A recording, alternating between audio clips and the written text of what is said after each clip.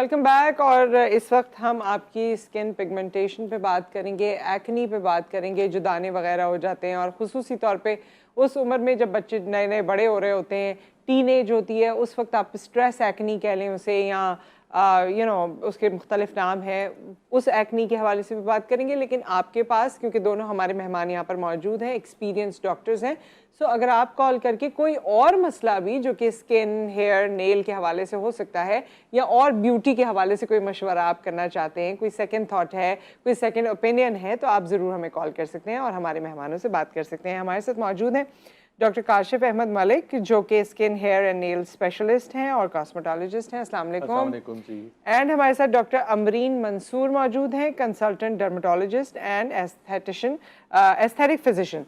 अस्सलाम वालेकुम, कैसी हैं आप? बिल्कुल ठीक ठाक हैं, थैंक यू सो मच आप दोनों की यहाँ तशरीफ आवरी का। और सबसे मेजर मसला तो एक्नी का है। गो के हम यंगस्टर्स की बात कर रहे हैं, लेकिन acne at any stage of your life, जिस वक्त आप सुबह में उठे और कोई दाना निकल गया हो, तो वो लगता है कि बस बड़ा हाँ, बड़ी बड़ी अजीब सी बात हो जाती है। सो प्लीज एक्नी के हवाले से हम पहले बात करते हैं कि एक्नी है क्या। बेसिकली एक्नी है ब्लैक हेड्स और वाइट हेड्स। ये यूजुअली फोरहेड पे, नोज पे, चिन पे, अपर चेस्ट और बैक पे निकलती है। इसका रीज़न हम फाइंड करते हैं, इसको इसका सीबम एक्सक्रीशन ज़्यादा हो जाती है, और ये वेदर जो अब पाकिस्तान में आ रहा है, हॉट ह्यूमिड एनवायरनमेंट में ही बढ़ जाता है। ठीक है, अच्छा, इसका ट्रीटमेंट बहुत सारे हैं, टॉपिकल भी है इसके अंदर आइसोट्रेटिनोइन भी देते हैं इफ़ नीडेड। एक्नी स्कार्स के ट्रीटमेंट के लिए हम लोग PRP भी करते हैं, ताकि उसके अंदर आपकी जो स्कारिंग है वो कम हो जाए। अच्छा, एक्नी के बारे में थोड़ा सा बता दूं मैं। एक्नी से लोग बहुत डरते हैं, स्पेशली गर्ल्स, वो इतना परेशान हो जाती है, स्ट्रेस एक्नी जिसे हम कहते हैं, वो और बढ़ जाती है। उसकी वजह से क्या होता है कि आपका स्ट्रेस लेवल बढ़ गया, आपकी एक्नी बढ़ गई।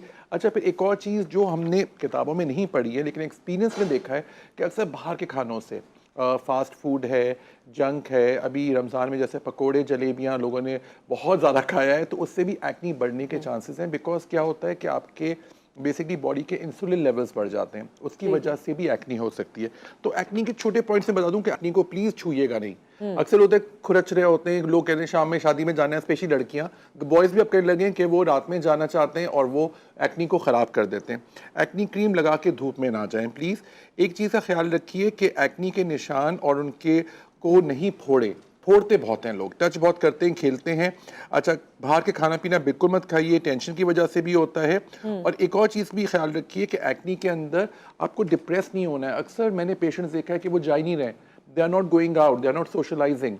When you get depressed, your acne में एग्रीवेट। अच्छा, एक्नी इज, मैं एज अ डॉक्टर कहूँगा कि it's not a disease, it's a condition जो कि होती है यंग बॉयज़ एंड गर्ल्स में। और आपने बिल्कुल सही कहा स्टार्टिंग में कि ये एक 35 एंड अबव को भी हो सकती है। उसके अदर रीजन हैं कि हम लोग कोई भी क्रीम उठा के लगा लेते हैं, टीवी पे किसी को देखा हमने कि ये क्रीम उसको सूट की, वो उसने लगा ली, उसकी वजह से भी दाने निकल सकते हैं। लेकिन टीनेज में जो है वो ज़्यादा चांसेस होते हैं कि वक्त पे ख़त्म हो जाएगी। अच्छा, वो जो यहाँ पर बिल्कुल पैचेस बन जाते हैं ना एक्नी के, और उसके बाद छोटे छोटे निशान भी रह जाते हैं, वो एक्नी वो बहुत बॉदर करती है लोगों को।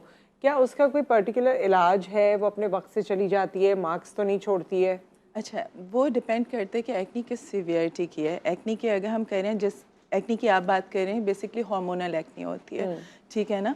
जब टीन एजर्स में 15 प्लस बच्चियों के अंदर प्यूबर्टी जैसे ही होती है, एंड देन आपके ब्रेकआउट्स होना शुरू हो जाते हैं। अब उसमें लेवल्स होते हैं, कुछ में होती है माइल्ड एक्नी। अच्छा, माइल्ड एक्नी को आप अगर ओनली क्रीम से भी हैंडल कर सकते हैं, या डेली केयर से आप कर सकते हैं। प्रॉपर आपने एंटी एक्नी फेस वॉश ले लिया जिसमें सैलिसिलिक एसिड है, कुछ ऐसे मिस्ट आते हैं वो आपने अप्लाई कर लिए, एंड दैट्स इट, उससे कवर हो जाती है। फिर आती है मॉडरेट एक्नी। मॉडरेट एक्नी होती है जिसके अंदर आपको पैप्यूल्स भी नज़र आएंगे, comedones, black heads, white heads, ये सारे नज़र आएंगे।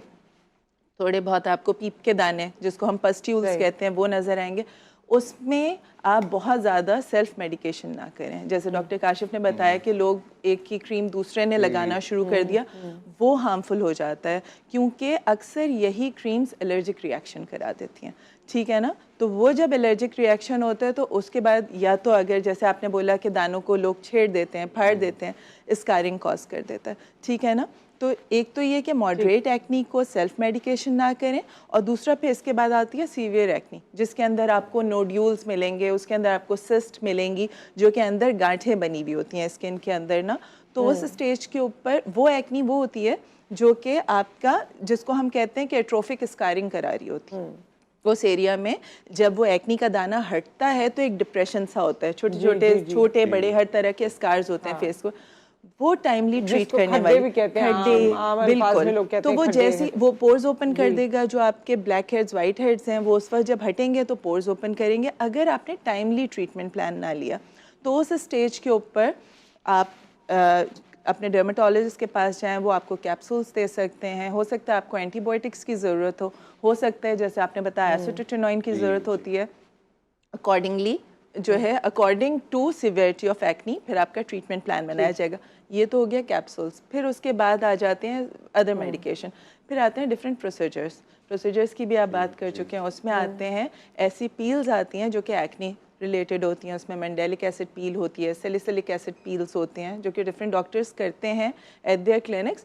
और जब टाइमली आप वो प्रोसीजर्स भी करते हैं तो आपके जो बाद की कॉम्प्लिकेशंस के चांसेस होते हैं वो कम हो जाते हैं। अगर उसके साथ साथ आपने ऐसे मेजर्स ले लिए जो कि पोर्स को भी साथ में टाइटन कर रहे हैं, कोलेजन साथ साथ बना रहे हैं, जिस वक्त इन्फ्लेमेशन हट रही है, यस उसी टाइम पर लेजर्स हैं उसको, उसके आफ्टर इफेक्ट्स को, उसकी जो आपने पोस्ट इन्फ्लेमेटरी हाइपरपिगमेंटेशन की उसकी बात की है, उसको हटाने के लिए जो धब्बे एक होते हैं। चीज़ बताइए कि ये जितने भी दाने हैं, क्योंकि जाहिर है ये 10 साल से ऊपर अब तो मैं कहूँगी कि कभी भी आपको हो जाते हैं, छोटे बच्चे को तो हम उस तरह से फिर ट्रीट नहीं करते ना, लेकिन ये जब होते हैं 12 साल 13 साल 14 साल में, अभी भी हमारे पास ये कंसेप्शन है कि जी बड़े होंगे ठीक हो जाएंगे, अभी इसको दिखाने की जरूरत नहीं है, जवानी के दाने, ये इसमें कुछ दिखाने की जरूरत नहीं है, इसमें किसी के पास जाने की जरूरत नहीं है, घर में जो ट्यूब मौजूद है वो लगा लो और टोटके कर लो। वो ट्यूब कोई स्टीरॉइड नहीं होना चाहिए। अक्सर लोग क्या करते हैं, स्टीरॉइड आते हैं, आपको पता है, डॉक्टर साहब को भी पता है, वो लगा लिया, वक्ती तौर पे बिठा देगा उसको।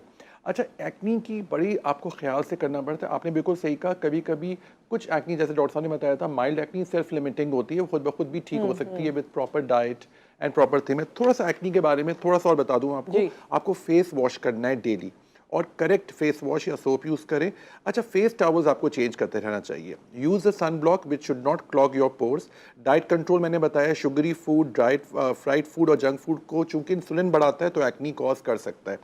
पानी बहुत ज़्यादा पीना है। अच्छा, एक बड़ी अच्छी रिसर्च मैंने देखी और मैंने खुद भी अपने ऊपर की है, टी बहुत अच्छी होती है एक्नी के लिए, तो जो चाय पीने वाले उनके लिए अच्छी बात है, लेकिन इसका मतलब नहीं कि 8-8 कप पिए। अच्छा, 4 से ज़्यादा नहीं पिए। जो ज़्यादा चाय पीते हैं उनको तो अम्मियाँ बोलती हैं कि तुम्हारी चाय की वजह से नहीं, कॉफी की वजह से हो सकती है। यस, कॉफी की वजह से, बट चाय इज बेटर। बट अगेन मैं आपको बताऊं कि हर चीज की एक म्याना रवि है ना, ये भी नहीं कि लोग 8-8 कप पी रहे हैं।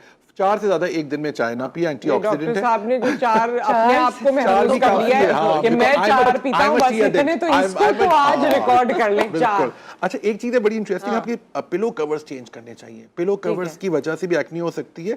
अच्छा, मोबाइल फोन्स की स्क्रीन भी साफ रखें। अक्सर लोग मोबाइल को लगाए रखते हैं, साइड पे भी एक्नी हो सकती है। और एक चीज का ख्याल रखिए कि आप अपनी एक्नी को बहुत सारा टच नहीं करें। ये बार बार हम लोग से बता रहे हैं, डॉक्टर साहब ने बताया कि लोग बहुत सारा टच करते हैं। और आपको बड़ी मजेदार बात बताऊं, एक्नी मेल्स में ज्यादा होती है, लेकिन मेल जरा सा रिलैक्स्ड होते हैं, करते हैं, तो फीमेल्स को एक हो गई, वो उनको टच करके उसको छेड़ के उसको खराब कर दिया। तो लड़कों के चेहरे पे उस तरह निशान, मेल्स भी बहुत कॉन्शियस होते जा रहे हैं। अच्छी बात है, वो वाले नहीं। ये तो आप लोग बता दीजिए ना कि जो घर के टोटके यूज करते हैं, जो मैंने बात की उस वक्त, कहा जाता है कि ना डॉक्टर के पास ना जाओ, बेसन लगाओ, फलाना चीज लगाओ, ये लगाओ, वो लगाओ, ये जो लगाना होता है, इससे कितना फायदा या नुकसान हो सकता है, and what is the right age to go to the doctor? अच्छा, मैं बहुत ज्यादा टोटकों के अगेंस्ट नहीं हूँ, ठीक है ना, आप बिल्कुल कर सकते हैं अगर माइल्ड है, और कुछ केयर। अब टोटका भी इस तरह से नहीं करना कि वो वर्सन करना शुरू कर दे। राइट एज कोई नहीं है, राइट एज राइट प्रॉब्लम के साथ, अगर प्रॉब्लम है उसका ट्रीटमेंट है। बिल्कुल। एक कॉलर हमारे साथ हैं कराची से। अस्सलाम वालेकुम। वालेकुम अस्सलाम, कैसी हैं नुसरत आप? मैं ठीक ठाक, अल्लाह का शुक्र। और हमारे साथ हैं आमना। जी आमना, कैसी हैं? मैं ठीक हूँ। मुझे ये पूछना था कि आजकल बच्चों में एक और चीज जो बहुत ज्यादा देखने में आ रही है, अर्ली जो हेयर वाइटनिंग जो हो रहा है, जी अर्ली ग्रे, जी प्रीमेच्योर ग्रेइंग जी, तो वो उस वजह से ये क्या वजह होती है? क्योंकि मेरी अपनी बेटी के साथ भी ये इशू हो रहा है, तो मैं पूछना चाह रही हूँ। अच्छा, मैं कुछ पूछना चाहूंगा, बच्ची की एज क्या है? बेटी की आपकी एज क्या है? 15 है। अच्छा, आपकी फैमिली में है, आपके जल्दी हुए थे बाल वाइट या आपके हस्बैंड के हुए थे जल्दी? हस्बैंड के ये कह सकते, बट ये इसके बहुत ज्यादा जल्दी एज में हो रहे ठीक है। हैं। अच्छा, मैं तो आपको कहूँगा आप सबसे पहले विटामिन डी टेस्ट कराइए बच्ची का। विटामिन डी की कमी से भी जल्दी वाइट हो सकते हैं। मैंने एक रिसर्च की थी, अच्छा। उसके अंदर विटामिन B6 की कमी से भी हो सकते हैं। तो उस बच्ची को हरी सब्जियां ज़्यादा खिलाइए, चाइनीज़ फूड ज़्यादा दीजिए उसको। कोशिश ये करें कि अभी कोई भी आप डाई मत लगाइए। आप अगर चाहें तो मैंने एक और बताया था कि अगर आप चाहें तो कलौंजी और कॉफ़ी को मिला के बालों में लगा सकते हैं तो बहुत अच्छा कलर आ जाता है। लेकिन don't use any dye, because dye में इंक्रीज दैट और एलर्जिक कंडीशंस होते हैं। मैं कहूँगा CPESR भी कराइए। कोशिश ये करिए कि अभी से उसको थोड़ा सा ग्रीन लीफी वेजिटेबल्स की तरफ ज्यादा माइल करें, हाँ, यही मसला क्योंकि है। ये बहुत मसला है, बच्चे नहीं खाते ना वेजिटेबल। अच्छा, मुझे ऐसा लगता है एज अ डॉक्टर कि चाइनीज फूड एक वाहिद है जिसे Thank बच्चे you खा so much, लेते आमना हैं जी। उसके लिए बच्चे खा लेते हैं। अच्छा, टोटके की बात करें तो मैं एक टोटका बता ही देता हूँ आपको। ABC है, क्रीम फॉर एक्नी, बड़ी आसान है।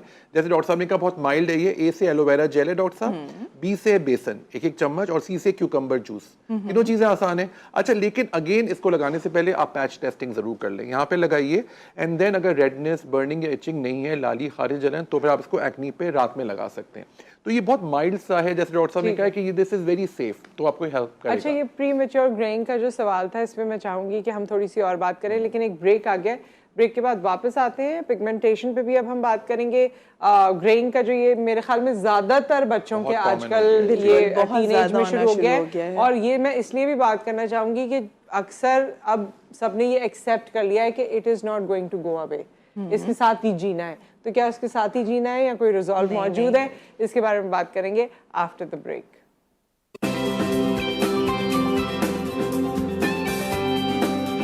Welcome back. और हमारे साथ दो हमारे बहुत ही इम्पोर्टेंट और मोअज़्ज़िज़ डॉक्टर्स मौजूद हैं।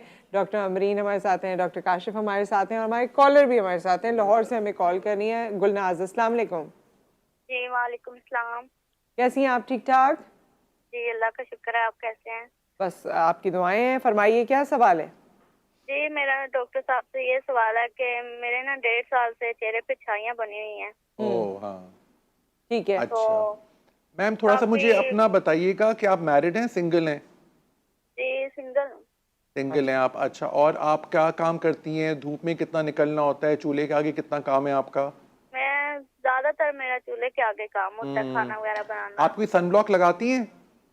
नहीं। नहीं मैम, ये तो बहुत जरूरी है। अच्छा, वैसे तबीयत कैसी रहती है आपकी? हीमोग्लोबिन चेक कराया है आपने?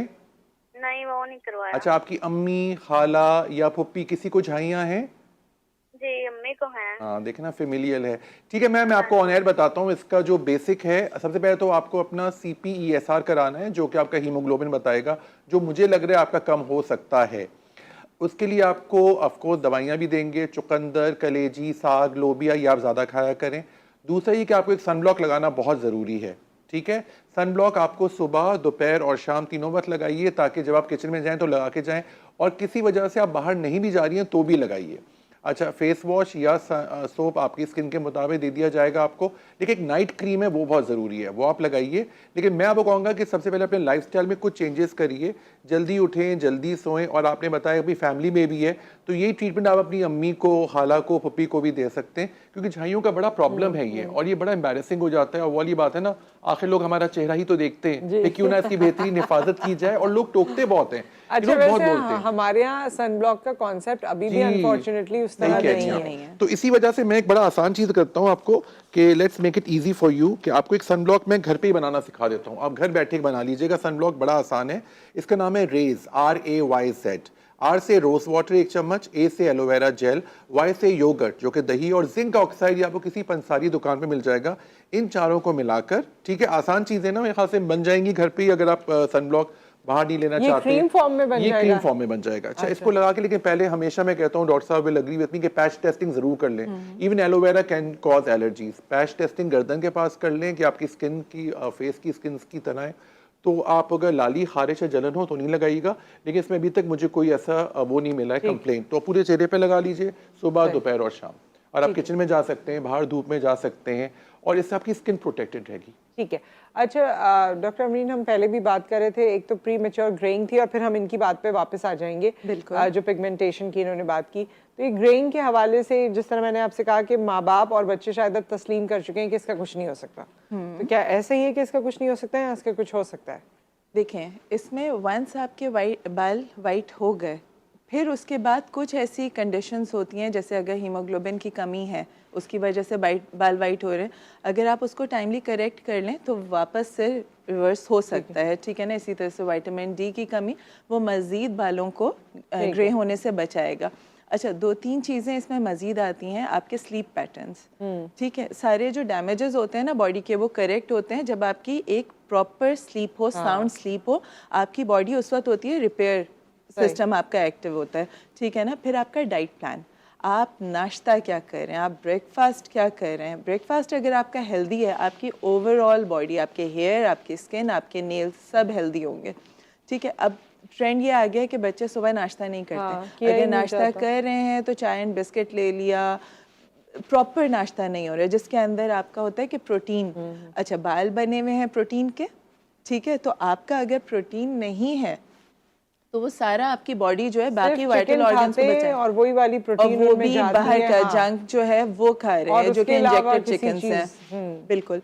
तो वो आपकी न्यूट्रिशन जो पहले हमें मिलती थी, हमारे बड़े बूढ़ों का जो न्यूट्रिशन, अब हमारे न्यूट्रिशनल वैल्यू वैसे ही वो नहीं है, ठीक है ना। अब हमें इंजेक्टेड चिकन्स मिल रहे हैं, जेनेटिकली इंजीनियर्ड हमें जो है फ्रूट्स एंड वेजिटेबल्स मिल रहे हैं, तो वो आर्टिफिशियल आना शुरू हो गई है। आर्टिफिशियल इंटेलिजेंस है, वो उसमें इंजेक्शन लगा के उसको भी आर्टिफिशियल इंटेलिजेंस करके और डॉक्टर साहब मुझे लगता है हम सब पुरानी उसमें जा रहे हैं, जैसे देसी अंडा देसी चिकन होता था, that's still better, that's still better. दुनिया भर उस पे जा रही है, ऑर्गेनिक्स पर जा रहे हैं। एक कॉलर भी हमारे साथ है, उसके बाद हम मजीद बात करते हैं। अस्सलाम वालेकुम रियाज साहब।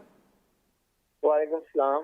अच्छा मैडम, ये डॉक्टर साहब से मेरा एक सवाल है। मेरे ना ऑयली जिल्द है, अच्छा, और चेहरे का ना यानी कि ब्लैक ब्लैक सा नजर आता है, और वो जो जिस्म है ना दूसरा वो यानी कि व्हाइट सा है, पर ऑयली जिल्द है ना वो ब्लैक ब्लैक सी नजर आती है। अच्छा तो सर, क्या हाँ जी, आपकी सर एज क्या है, उम्र कितनी है सर आपकी? सर 30 साल। ठीक है, और आप काम क्या करते हैं, धूप में निकलना होता है आपको? नहीं सर, मैं टेलर का काम करता हूँ। ठीक है। अच्छा, मैं फिर भी आपको कहूँगा कि आपको अपने ब्लड टेस्ट ज़रूर करानी चाहिए। ये क्योंकि मैं बात कर रहा हूँ फेस फ्रेश की, तो उसके अंदर आपका फेस जो है ना आपका फ्रेश होना चाहिए, एक्ने क्लियर और क्लियरिटी के साथ एवर यंग। अच्छा, एक चीज़ का ख्याल रखिएगा कि आप एक CPESR ब्लड टेस्ट ज़रूर कराइए, उससे हमें आपका पता चल जाएगा कि आपका हीमोग्लोबिन किस लेवल पर है। क्योंकि जैसे हम डिस्कस कर रहे थे, आजकल लोग बीफ मटन नहीं खा रहे हैं फॉर वेरियस रीजंस, तो उसकी वजह से हीमोग्लोबिन भी आपका उतना अच्छा नहीं हो रहा, क्योंकि चिकन में इतना हीमोग्लोबिन नहीं होता। डॉक्टर साहब विल एग्री विथ मी। तो एक तो वो है। अच्छा, सनब्लॉक ज़रूर लगाएं। विटामिन मैं आपको ज़रूर कहूँगा कि आप लीजिए, जिसके अंदर vitamin C, vitamin E, vitamin A ज़रूर होनी चाहिए। सनब्लॉक लगाइए सुबह, दोपहर, शाम में। चूँकि आप घर पर ही होंगे या आप इतना एक्सपोजर नहीं होगा, तो शाम में आप वाली क्रीम्स लगाइए जो आपकी स्किन को सूट करे।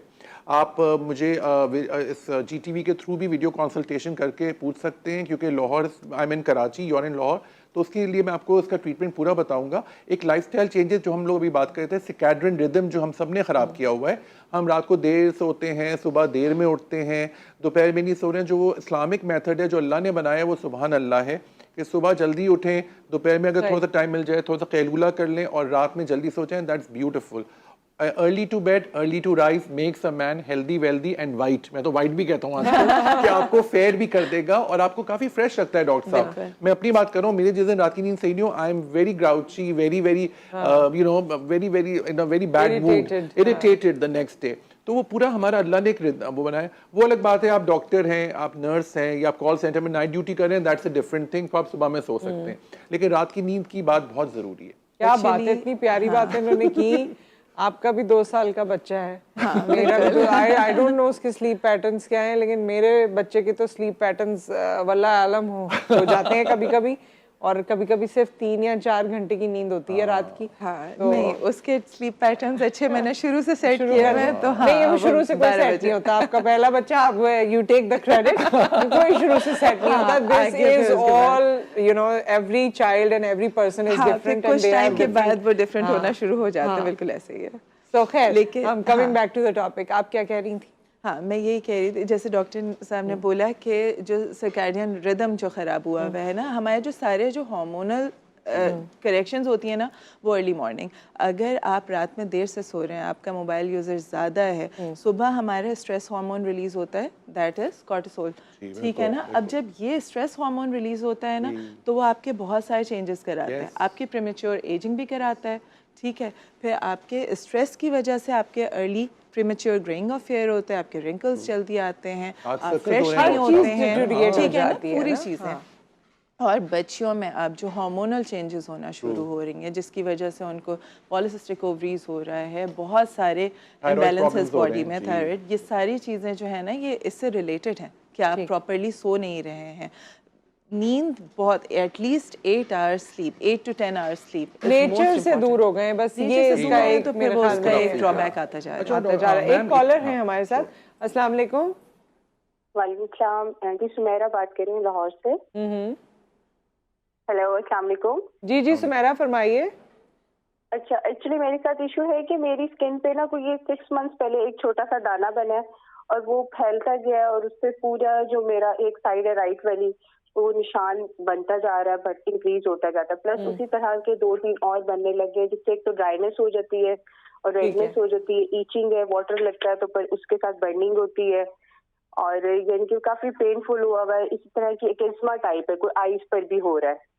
ठीक है, कोई सवाल तो नहीं है आपका उनसे? आइज इसलिए के अलावा मैं- बॉडी के और कौन से एरिया पर हो रहा है दाना? नहीं, बेसिकली फेस face. पर हो रहा है और आईज पर हो रहा है। Face and ड्राइनेस हो eyes जाती है, पर। फिर रेडनेस होना शुरू हो जाती है हाँ। और उसके साथ जो है ना वो मुझे ईचिंग और बर्निंग होने लगती है। और मैंने ये वो रिंग डॉक्टर की से फॉर्म में मुझे- है? जी जी, ये रिंग की फॉर्म में है? हाँ जी, हाँ जी, रिंग की फॉर्म में एग्जैक्टली, होता है। This is basically tinea facialis. अच्छा, इसके बारे में हम आपको ऑन एयर बताएंगे। बहुत शुक्रिया आपने कॉल किया सुमेरा। एक ब्रेक आ गया है, ब्रेक के बाद जब हम वापस आते हैं तो सुमेरा का जवाब देंगे और बिल्कुल। फिर आगे बात करेंगे। Stay with us.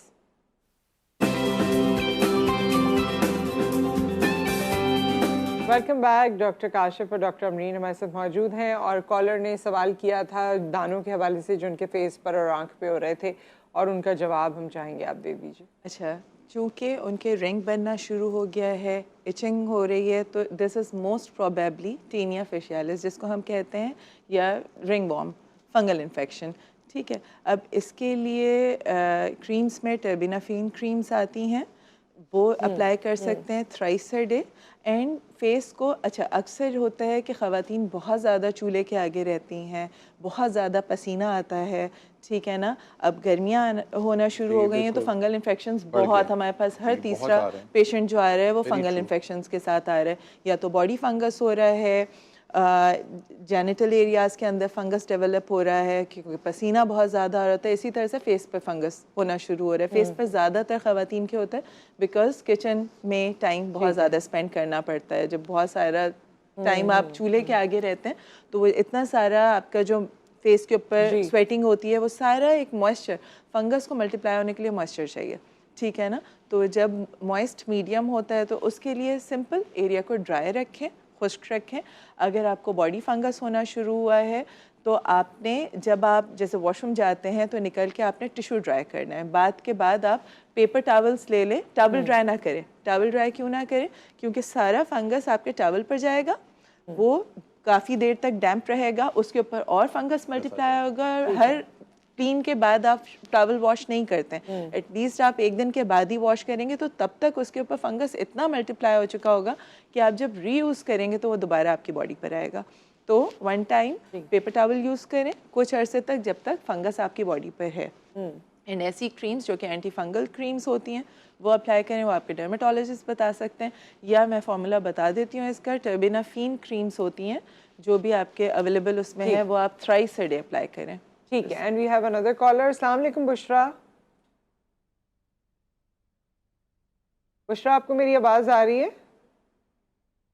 ठीक है, बुशरा हमारे साथ नहीं है। सो पिगमेंटेशन, जी पिगमेंटेशन की बजाय बात कर लेते हैं। मैं मुर्शिद हॉस्पिटल में होता हूँ सुबह में, वहाँ पे 300 बेडेड हॉस्पिटल है, it's at hub river road. और मेरे पास पिगमेंटेशन और फंगल इन्फेक्शन की, जैसे डॉक्टर साहब ने कहा, बहुत पेशेंट्स आते हैं। एक तो मेन रीज़न जो मैंने वहाँ पे एक रिसर्च की, तो वाटर इज़ नॉट गुड। तो मैं बड़ी आम चीज़ बोलता हूँ कि बाल्टी में पानी निकालें, फिटकरी डाला करें और फिर नहाया करें, तो थोड़ा सा जो ये बोरिंग वाटर है वो थोड़ा साफ़ हो जाता है। अगर आप देखें Nusrat, we are going back to the basics. हम वही पुरानी जो हमारी नानियाँ दादियाँ बताती थी, दैट वाज राइट। पूरी दुनिया तो उसी की तरफ जा रही है, वापस जा रहे हैं हम लोग। हमने बिला जो मॉडर्न होके अपना ही बेड़ा गर्क किया, और वो खुद ही लोग सब्जियां उगाने लगे हैं और और वो कितना अच्छा रहता था। तो पिगमेंटेशन का सबसे ज़्यादा इंपॉर्टेंट चीज़ है, मैं इसके ब्लड टेस्ट ज़रूर करवाता हूँ। मैं सोचता हूँ कि इसकी वजह क्या है। एक IgE ब्लड टेस्ट है जो आपका फेस को सेंसिटिविटी का शो करता है। CPSR जो कि डार्क सर्कल्स, डल कॉम्प्लेक्शन और मेलास्मा के लिए होता है। हार्मोन्स को आपने भी कहा, डॉक्टर साहब ने भी कहा, हार्मोन्स का बड़ा प्रॉब्लम हो गया डॉक्टर साहब। इसके मैंने 3 वजूहत देखी हैं। पहली वजह है कि चिकन और अंडे का इस्तेमाल बहुत ज़्यादा हो गया है। फिर दूसरी बात ये है कि लोग बहुत इनएक्टिव हो गए बिकॉज ऑफ मोबाइल फ़ोन्स। और तीसरी बात ये है कि स्ट्रेस बहुत बढ़ गया है। फजूल के स्ट्रेसेस हैं। मेरे फेसबुक पे लाइक्स कम आई हैं तो स्ट्रेस हो गया, इंस्टाग्राम पे फॉलोअर्स कम है तो स्ट्रेस हो गया। मतलब लाइक इट्स वेरी अनमीनिंगफुल। ठीक है, तो हार्मोन से मैं ज़रूर थायराइड कराता हूँ, TSH, T3, T4, इस पर 2 टोन स्किन जिसको पिगमेंटेशन भी कहते हैं, और सोलन फेस। अच्छा, ये बता दूँ अपने कॉलर्स को और अपने व्यूवर्स को कि हार्मोन्स के अंदर थायराइड जो है सिर्फ फीमेल्स में नहीं होता, मेल्स में भी होता है। तो कोई मेल बहुत ज़्यादा वेट बढ़ रहा है या कम हो रहा है तो वो भी टेस्ट करना है। RBS जो कि आपका शुगर टेस्ट है उससे भी आपकी स्किन पे होता है, और LFT अगर आपके ख़राब हो तो भी पिगमेंटेशन आ सकती है फेस पर। मुजफ्फरगढ़ से हमारे साथ कॉलर मौजूद है। अस्सलाम वालेकुम। वालेकुम सलाम। मैडम, मैं डॉक्टर साहबा मुजफ्फरगढ़ से बात कर रहा हूँ, यूसुफ है नाम। गुजारिश ये है कि मेरे जो है ना तकरीबन 35 साल उम्र है, तो मेरे बाल जो है ना काफी मतलब गिरना शुरू हो गए हैं, गिर गए हैं। उसके बाद मेरा एक छोटा भाई है, उसकी उम्र है तकरीबन 17-18 साल, उसके भी गिर रहे हैं बाल। तो हम डॉक्टर के पास गए, मुल्तान स्किन स्पेशलिस्ट है, तो वो मेरे एक जानने वाले हैं, उन्होंने कहा जी इंजेक्शन है कि 15,000 रुपए के लगते हैं स्किन में। तो इसका कोर्स है 6 महीने का, तो और मेडिसिन भी होती हैं, तो तकरीबन एक दफा चक्कर लगाने से 20-1,000 रुपए खर्च हो जाते हैं। तो वो आप लगाएंगे तो आपके बाल जो है ना PRP की बात तो नहीं कर रहे हैं? उन्होंने उन्होंने कहा होगा आपसे कि बार बार आपको ये करना पड़ेगा ना, कोई हर महीने एक दफा एटलीस्ट। हर महीने एक दफा। जी जी, मैं हर माह में एक दफा जाना पड़ेगा। और ये तकरीबन 6 माह का कोर्स है। उसके बाद अगर मेडिसिन जारी रखनी होगी तो बताएंगे, नहीं रखनी होगी तो आपको बताएंगे। तो हमारे एक जानने वाले हैं, वो भी करवा रहे हैं। तो मेरे जो भाई हैं छोटे, वो जाना चाह रहे हैं। तो मैंने कहा ये इसमें कोई वाकई फायदा होगा, ये स्किन में इंजेक्शन लगने से? दोनों डॉक्टर्स आपको ऑन एयर बता देंगे, वक्त बहुत कम है तो जल्दी से आप लोग इनका जवाब दे दीजिए। शुक्रिया। मैं इनको बताऊंगा, सबसे पहले तो आप ब्लड टेस्ट करवाइए अपने, और आप बिल्कुल सही कह रहे हैं, PRP आपको ज़रूर कराना चाहिए क्योंकि PRP से फ़ायदा होता है, लेकिन आपको इंटरनली आपको सही हो। दूसरे कि इवेंचुअली आपको शायद हेयर ट्रांसप्लांटेशन की तरफ जाना पड़े, वो भी एक मेडिकल प्रोसीजर है जो आपको हेल्प करता है। ठीक है। अच्छा, मैं इसमें बताऊंगी कि डिपेंड करता है कि कितना सीवियरिटी है। अगर तो बहुत ज़्यादा भी हेयर फॉल नहीं है तो मेडिकेशंस कवर कर सकती हैं। इसमें बहुत सारे ऐसे सिरम्स भी आते हैं जिसमें ग्रोथ फैक्टर्स होते हैं। ठीक है, तो दूसरी चीज़ आ जाती है प्रोसीजर्स, जिसमें मीज़ोथेरेपी होती है, माइक्रो नीडलिंग होती है, PRP होती है।